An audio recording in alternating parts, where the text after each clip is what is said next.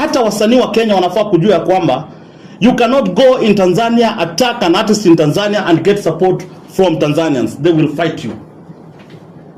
Wenu ni wenu, hata kama amekosea mnamkalisha chini, mnamdefend nje, mnakaa naye chini, mnamwambia hapo ulikosea. Mkwana amenitumia message kwa simu akipewa threat na tasnia, one of the parastatal uliko sijui inaitwa warfare nini, ya kuambia tumekupea 7 days. Nimepata threats kubwa sana. Nimepata attempts kama mara 2 kuwekewa sumu.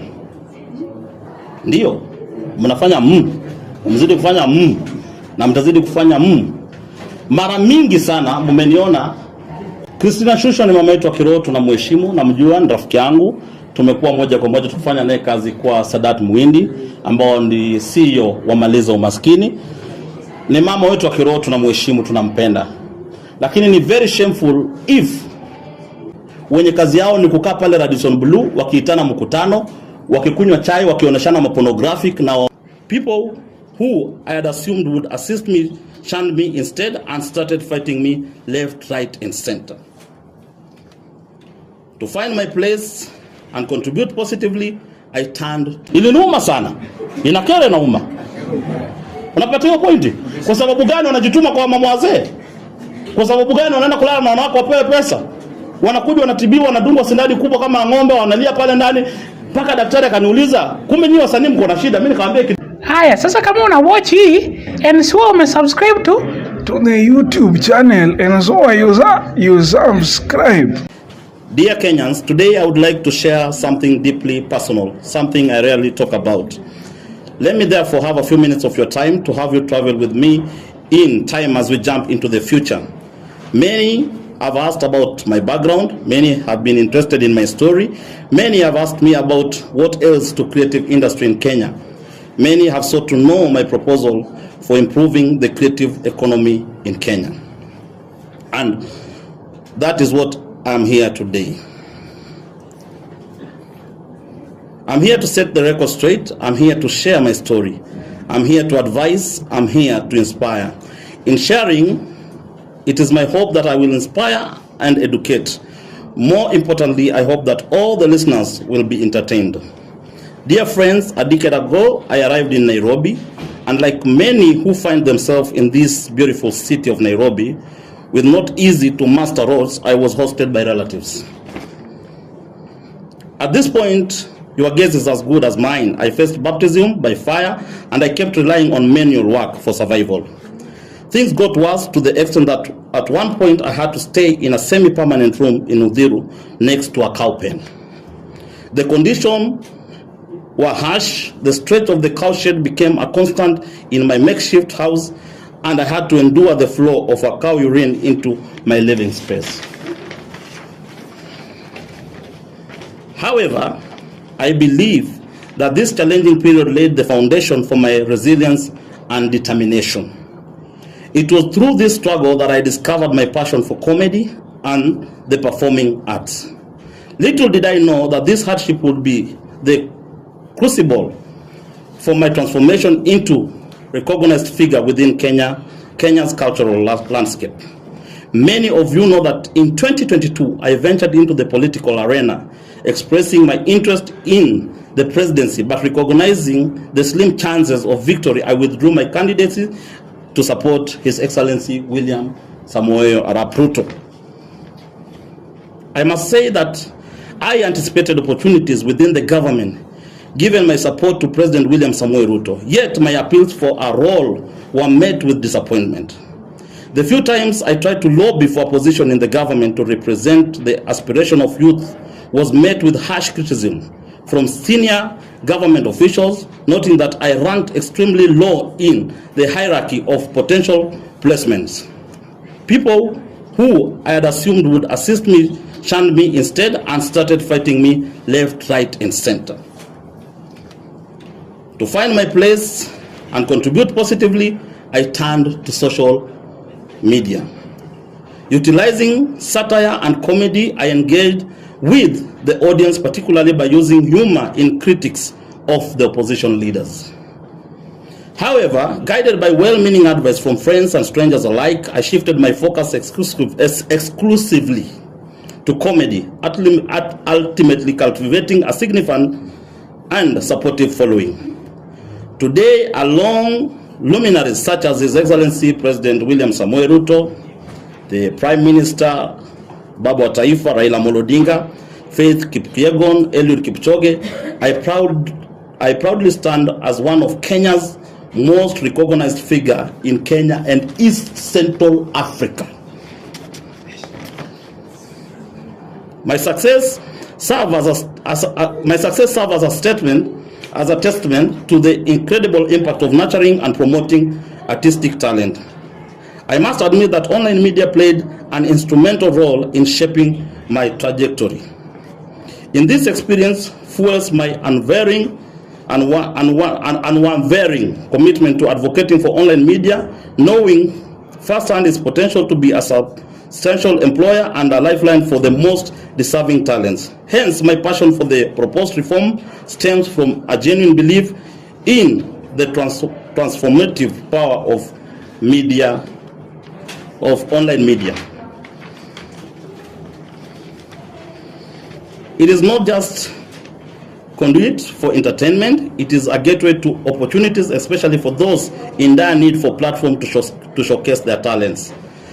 Recognizing the broader challenge faced by artists and creative industry, I call upon our members of parliament to take decisive action, and I also urgently need to establishment of robust infrastructure to support talent development along with formal recognition and backing for online media. Additionally, I propose the facilitation of government advertising within creative sector to foster growth and sustainability. To further fortify our creative industry, I advocate for imposition of substantial taxes on visiting artists. Waiver should only be granted if promoter actively engage local talents for collaborative performance during such event. Moreover, I strongly recommend the enactment of legislation mandating that 85% of content in our media houses be produced by local artists. Failure to promptly implement the essential reforms will be granted as an affront to online media and artists. In response, I prepare to lead a concerted campaign for change. In recent discussion with 10 sitting MPs, I have received assurance of their commitment to champion these causes. I want to make it clear that my commitment to this proposal is not mere rhetoric. I pledge to ensure that members of parliament who do not support this crucial reform lose their seats. This is not an idle threat. It is a promise that I, along with fellow artists and media advocates, will actively work towards. In conclusion, let us stand united in fostering an environment where talent can thrive and where the creative industry becomes a powerhouse for our nation's prosperity. Together, we can bring out the change we envision and secure a brighter future for countless upcoming artists waiting for their moment in their spotlight. With gratitude determination, steadfast commitment to the arts, I, Dr. Cassipul, Kapon cha rais, ukipenda mwite sheke. Wapendwa, Kiingereza sio kitu ya kuchezewa. Shika, tuendelee sasa na maneno. Hiyo ndio ilikuwa ni statement yangu, nimeifanya. Asanteni, nakaribisha maswali. Okay, Cassipul, ni kakaje media hapa. Swali langu ni, nyuma yako kuna bango linasema ni yetu si yao. Determination. Tunataka kujua kipi ambacho kinahusika kwenye maneno. Determination ni initiative, ni kama movement. Siwezi kusema ni kama hustler nation kwa sababu ni tofauti, kwa sababu Determination ni CBO, ni non-governmental organization, ni non-profit organization. Haiko kwa siasa. Tunajaribu kuamsha vitu ambazo zimelala kwa tasnia ya muziki, kwa siasa, kwa vitu tofauti, vijana kujituma. Jitume ni jina inaitwa kujituma. Sio tunaketi chini pale mtaani. So tukaanzisha hii movement pamoja na marafiki zangu ambao wengine wao wako hapa na wengine wako nje ya nchi. Tukasema ya kwamba tuanzishe Jitume Nation kwa sababu tunahisi ya kwamba kuna gap kubwa sana, kwa sababu kuna mrengo ambao iko upande wa siasa ile tofauti, upande ile nyingine ya ODM unajua, na kuna ile upande wa inaitwaje, Kenya Kwanza. So Jitume Nation itaunganisha vijana wote Kenya mzima, kufufua talanta, kuwapa kusukuma vitu ambazo wangependa kuongea lakini wameshindwa kuongea. Tutatumia jukwaa hii kwa kuongea na ku make sure vijana wa nchi wamepata nafasi tena kwenye serikali ya nchi. Nina swali, Shipo kutoka SPMBus. Transformative change in Kenya's creative landscape. Of course, si mara ya kwanza tumeweza kuona this project happening. Tumeweza kuona ili kumundia kujitetea the creatives. Labda unatumia njia gani? Tumeweza kuona ili kumundia kila maandamano, mara bungeni, vitu kama hivyo. Kwako wewe unaenda kutumia njia gani? Kabla sijakuja na hiyo idea ya kusema kwamba tunataka tusukume tuhakikisha kwamba msanii wa Kenya anachezwa 85%. Msanii wa Kenya anapewa nafasi kufanya show kwenye jukwaa na wasimletee madharau ama apate revenue kutoka kwa ringback tones. Ni ya kwamba niliona Ilikomonde akifanya na mimi na support sana, niliona vile anafanya, lakini tukakaa chini tukaangalia hii njia anajaribu kufanya, wale wabunge wasikii. Uende pale ujifunge kwa geti ya bunge na nyororo, wanacheka tu akikunywa chai. Ufanye nini wanacheka. Sasa sisi tumekuja na mimi nimekuja na naambia wabunge, especially young parliamentarians, wenye kazi yao ni kukaa pale Radisson Blue wakiitana mkutano, wakikunywa chai, wakioneshana mapornographic na waongei kuhusu issues ambazo zina affect vijana. Mimi Cassipul nimewapea muda ya kwamba next year wapitishe mswada ya kusema msanii wa Kenya ama tasnia ya sanaa ya Kenya icheze 85% kwa mainstream na huku chini. Wapitishe mswada ya kusema kwamba kama msanii anakuja kutoka ng'ambo, anakuja kuperform Kenya, serikali waweke tax. Hatuwezi kuwa tunachukua wasanii wanakuja wanatoka na 10 million, wanaingia private jet, wako na makofia kubwa na midomo kubwa, wanaenda kucelebrate pesa za Wakenya ambao Wakenya wamechangisha, not only in Kenya, paka huko ng'ambo wao wanasupportiwa. Wanaweka dharau, hawatoki kwa gari kusalimia wasanii wa Kenya, wanaweka dharau waongee na media, wanaweka dharau hawafurahishi watumbuizaji wetu wanaenda kuwapokea, wanawafanyia madharau. Hii ni mbaya. Tunasema ya kwamba kupitia njia na kupitia bunge hatutasukuma, tunasema serikali, kwa vile bills zote zinatengenezwa kwa bunge. Kama wale wabunge watapitisha mswada, kwa vile wengi wao wenye kubunge ni wasanii, wengi ni wasanii, walikuwa wasanii. So kama watapitisha, nimwambia mimi Cassipul, nataka muweke kamera na mumulike vizuri. 2027 nina lead movement ya kuwatoa wote watalose seats zao. Kuna swali lingine? Cassipul daktari, nikakajei hapa kutoka Kakajei TV. Swali langu linakuwa na moja kwa moja, wewe ni kati ya watu ambao wana ujasiri mkubwa kuwachambua wasanii, kuwachambua wanasiasa. Je, labda niulize, nani anakuchunga, nani anakulinda kutokana na hili? Yote 5-9 naweza kusema kwamba nimepata threats kubwa sana. Nimepata attempts kama mara 2 kuwekewa sumu. Ndio, mnafanya mzidi kufanya na mtazidi kufanya mara mingi sana. Mmeniona kuna attempt, hata kuna watu walitumwa kunimaliza. Lakini nataka kuwaambia hivi, ninashukuru serikali kwa kunipa protection, serikali ya William Samoei Ruto, na tunawajua, tunawasamea kwa sababu tunajua ni vijana wadogo, wivu ndio inawasumbua, lakini tunakaa tukijua, tukawaambia kwamba kirudia na wafanye kurudia. Sisi ndio niko na protection kubwa, kwanza kutoka kwa Mwenyezi Mungu na ya pili kutoka kwa serikali ya William Samoei Ruto. Kuna swali lingine? Cassipul. Na pale institution. Yes. Pale mtandao. Yes. Ana trend sana na mapokezi yake yanakuwa ya kufana.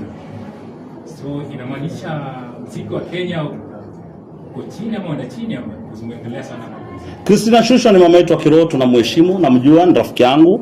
Tumekuwa moja kwa moja tukifanya naye kazi kwa Sadat Muhindi ambao ni CEO wa Maliza Umaskini. Ni mama wetu wa kiroho, tunamheshimu, tunampenda. Lakini ni very shameful if wasanii wenye wanatoka nje wana trend wanakuja kufanya show hapa Kenya, na tuko na mama zetu wa kiroho ambao wanaweza imba. Tuko na mama yetu anaitwa Florence Andei, amefanya muziki juzi, hamjai support. Tuko na Jemima Dhiongo, mama ambaye alivuka paka boda. Tuko na Esther Waome. Tuko na Gloria Mliro. Tuko na Evelyn Wanjiru. Tuko na Eunice Njeri. Tuko na mama yetu anaitwa Sarakei. Wasanii ambao ni wakubwa wakienda Tanzania wanabariki watu. Unapata? Tuko na Solomon Mkubwa. What is it about now mtu mmoja anakuja na trend hii Kenya na nyinyi wote mnataka kutrendisha paka mnafanya challenges, watu wapumbavu, watu wajinga. Mnakosa kusupport your own. Shame on you. Hii ndio itakuwa mwisho ya wasanii kutoka nje, kutoka neighboring country kutrend hii nchi. Kwa sababu siku ni watapigwa tax. Wakikuja hapa wanapigwa tax. Do you know kuna wasanii kutoka hapa nje, hapa neighboring country wamecollect more than 200 million kwa ringback? Do you know? Mna habari? Nyinyi mnacheka tu, kazi ni kutrendisha. Hana trendi. Mkubwa. Tuache upumbavu. Tuko na wasanii tu wa support. Hii ndio mwisho wa wasanii kutoka nje. Hii ndio mwisho wa wasanii kutoka neighboring country kutrend. Ati wanakuja hapa wakisema na trend. Sina shtuki na msanii yoyote, lakini tunasema kwamba scratch our back, we scratch your back. Lini msanii wa Kenya alienda ka trend Tanzania? Anaenda kufanya nini muziki? Lini alitrend hapa Uganda? Lini walitrend ni Nigeria? Nyinyi ndio kazi yenu ni kusupport wasanii wa nje. Itaisha. Na mimi nimeambia wabunge sio threat, lazima hii bill itapitishwa. Wasianze kusema sijui president wao wapitishe bill wapelekee president akatae kusign, tuseme president ndo akona shida. But young parliamentarians wenye wanavanga suti na bota wakikaa hadi son blue, tunawajua tabia yenye wanafanyanga. Wakienda kwa hizo vikao zao, kitu ni wanafanyanga wa concentrate kwa kufanya juu na chini kuhakikisha bill imepitishwa ya kwamba wasanii wa nje walipe tax. Wasanii wa nje wapewe 15% airplay. Ndio tukuze watoto wetu. Watoto wetu wanakufa na gonorea. Juzi mimi nimeenda kutibiwa pale, nilikuwa na infection kidogo, nikapata mwingine ametoka kutibiwa gonorea. Iliniuma sana. Inakera na uma. Unapata hiyo point? Kwa sababu gani wanajituma kwa mama wazee? Kwa sababu gani wanaenda kulala na wanawake wapewe pesa? Wanakuja wanatibiwa, wanadungwa sindani kubwa kama ng'ombe, wanalia pale ndani. Mpaka daktari akaniuliza, kumbe nyinyi wasanii mko na shida? Mimi nikamwambia dogo tu, tulikuwa na shiko hiyo siku, niko hapa chini boili imenifura, nikaenda kudungwa sindani. Wakasema kumbe nyinyi mnaumianga nyinyi wote, nikawa mnaumia wote nini? Gonorea. So yote 5-9 ni ya kwamba lazima tufufue industry ya Kenya. Swali kulingana na hiyo umesema walipe tax. Mara mingi wanakuja wanapitia na promoters huku Kenya. Kidogo tu tumepata kuna mwanamuziki anayejiita Rose Muhando. Alicollect pesa kulingana na pastor Kona. Alicollect pesa na hakuapia pesa karibu, wamesema ni kama kanisa 5 hivi. Kuna yapi ya kusema kuhusu watu wanatoka nje wanakuja kwa promoter na bado wananyanyasana hapa nchini? Mimi kwanza siongeangi wa mama vibaya. Na mheshimu Rose Muhando, na mheshimu ni mama wetu wa kiroho. Yale ambayo yaliongelewa na Ali Mukhwana, yeye pia tusimjudge. Labda kuna vile ilifanyika vile ilifanyika. Ni very painful kwa sababu nimesikia kuna wasanii wa Kenya wenye hata wengine wao walienda mbele kunipigia simu nitandika Ali Mukhwana. Wengi walinipigia. Kama 10. Na wakiongea nitawataja. Taja mmoja. Siwataji kwa sababu wanapenda fitina. Walinipigia wakasema huyu mpige vita. Ali Mukhwana nilimpigia simu nikamuuliza, "Je, unajua yule ni mama yetu wa kiroho?" Akaniambia najua. Akaniambia naheshimu sana watumishi wa Mungu kwa vile mimi ni mtumishi wa Mungu. Maji linizidi koo ndio ikabidi niongee kwa pulpit. Nijisafishe jina kwa sababu mimi ndio niliunganisha mama wetu pamoja na ule mchungaji. Sisi hatujui ukweli. Wao wanajua ukweli. Mukhwana anajua ukweli, Rose Muhando anajua ukweli.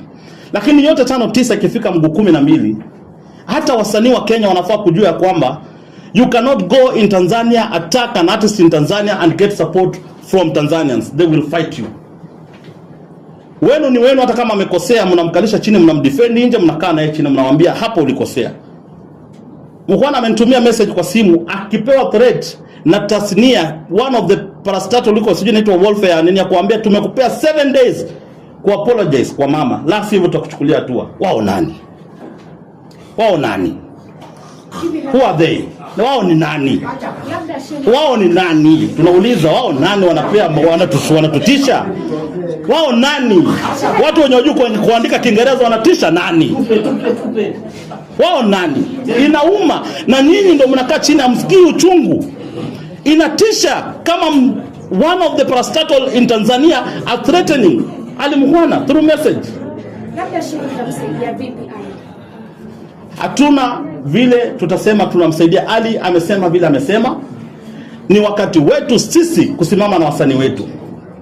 Ndugu yako kama amekosea pali, usiende kumwadhibu mbele ya watu, muite. Kakosea nini? Ali kasema tu vizuri ya kwamba hii ndio maoni yangu na najisafisha. So sisi tunaambia wale wasanii wa Kenya wale wenye muungano wanataka kupigana na Ali Muhwana ule. Tumeketi pale tunawangojea. Tumeketi pale tunawangojea. Ali cannot receive threats from sijui who anamtumia message, inauma inakera. Mimi sikutaka kuongelea maneno ya Ali Muhwana kabisa pamoja na Rose Muhando. Kwa sababu wote na waheshimu. Wote ni watumishi wa Mungu. Mimi sijafundishwa kuongea vibaya kuhusu watumishi wa Mungu. Na mimi sina shida na hao wawili. Kwa sababu Rose ni mama wetu wa kiroho, amekuwa akitubariki. Lakini ile SMS ni wametumia Ali Muhwana ndio nina shida nayo. Wao nani wana threaten nao nani?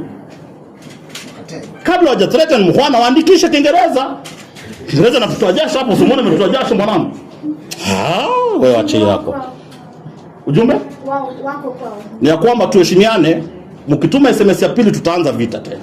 Tuheshimiane. Heshimu wasanii wa Kenya. Wasanii wa Kenya wako pia na tarakimu zao na wako na talanta zao. Msihisi ya kwamba mmetukalia. Respect wasanii wa Kenya. Heshimuni wasanii wa Kenya. Ali Muhwana ni msanii wa Kenya, tutasimama na yeye, atazidi kufanya crusade zake, na tunaambia wale mapasta na mabishop wenye wanatafuta wasanii kutoka nje, tunawaomba nyinyi mababa zetu za kiroho, jengeni Guardian Angel, jengeni Sarakei, jengeni Ali Muhwana, jengeni wasanii ambao wanaweza kujengeka. Florence Andei, jengeni wasanii wa Kenya. Jengeni wasanii wa Kenya. Wacha wafanye crusade. Tunawapenda. Ringtone hapo pale kwa nyumba stress na muua. Muiteni afanye show. Mbona mnafanya wasanii wa Kenya wanaumia? And we also telling the promoters, jengeni wasanii wa Kenya. Tuko na talent, lakini nyinyi ndio mnaua wasanii wa Kenya. Iwaje watu watano wanatuma 200,000. Sisemi ni ukweli. Sisemi ni ukweli. Lakini kama sio ukweli, hata kama ni allegation, why is it that nini so special about them? Sarakei anaimba kila siku hapa anatubariki roho. Upendo wa Mungu, tunalala chini hata kama ni kwa baba tunalia. Halafu wewe unaenda kusupport msanii wa nje, itakoma. Swali lingine. Cassipul, unapata kuwa umesema tusupport wasanii wa Kenya. Na inasemekana kuwa wasanii wa Kenya inasemekana wamejawa na kiburi. Ukipata wasanii wa gospel, kuna wale wa gospel wamejawa na kiburi. Ukienda kuambia niko na 50k kuja uperform, anasema mimi nataka milioni 10. Utatoa wapi milioni 10 Cassipul? Hizo ni uongo ambazo wewe Martin umepewa huko nje. Ukuje wewe hujai kuwa promoter au hujai kuwa mtu mwingine, kitu nyo unajua ni kuvaa long ya white na kofia ya white. I will tell you for free. Na nitakurudia, nitakwambia hizo porojo na uongo haziko. Mimi nimewahi kuwa na msanii wa Kenya ambaye analia apewa hata 10,000 aenda perform. Na bado kuna mtu anatoka hapa anaenda kuchukua ndege achukue msanii kutoka nje. Lazima tukue na tarakimu. Hakuna msanii ambaye amekataa kwenda kuperform ati 50,000 amekataa. Na they are worth kuperform hata kulipo 100,000, kwa sababu akiperform na 100,000 pesa zinabaki hapa, zinatumika hapa, ataenda kufanya. Iwaje nyinyi mchukue pesa mingi muone mlipe msanii wa nje atoke nje? Mpeni wasanii wa Kenya tu. Lini corporate, tuulize corporate lini walilipa msanii wa Kenya 10 million? Waulize. Lakini ule mdomo Kongo kutoka Kongo anapigwa 10 million na private jet. Yeye anakuja tu kazi yake kuja hapa kukaa kwa gari, anakaa ndani ya gari ya conditioner inampiga kitoko, hataki hata kusalimia wasanii wa Kenya. Juzi muona madharau yenye yamefanyika airport. Wasanii wetu wanadhalalishwa and yet we are international. Hatukubali hiyo. Shiko sikubali. Martin Valong ya white, uulize swali lingine. Ni mwingine aulize. Kuna watu pia hawajauliza. Nina swali Doris kutoka shule za 254. Tuliona kwamba Rivani alisema kwamba wewe ni rafiki yake na tunaonanga ukiwapiga sana wasanii wa Wasafi. Je, wanakulipa ama vipi? Naweza kusema kitu moja na nitarudia, ni ya kwamba Vanny Boy ni mtu mimi namjua. Na ana asili ya Kikenya. Anatoka hapo Bondo. So yule msimpige vita, yule ni Mkenya wetu. Ule sio ana asili ya Kikongolese kama yule Domo Kongo. Vanny Boy ana asili ya Kikenya, lakini the fact that tuko kwenye revolution, panga ikikata na kata upande wote, sheria ni sheria. nataka watu wajitokeze wa support show yake ya Mombasa, wajaze, kwa sababu hii ndio mwokoto wao ya mwisho December. Ni mwokoto ya mwisho.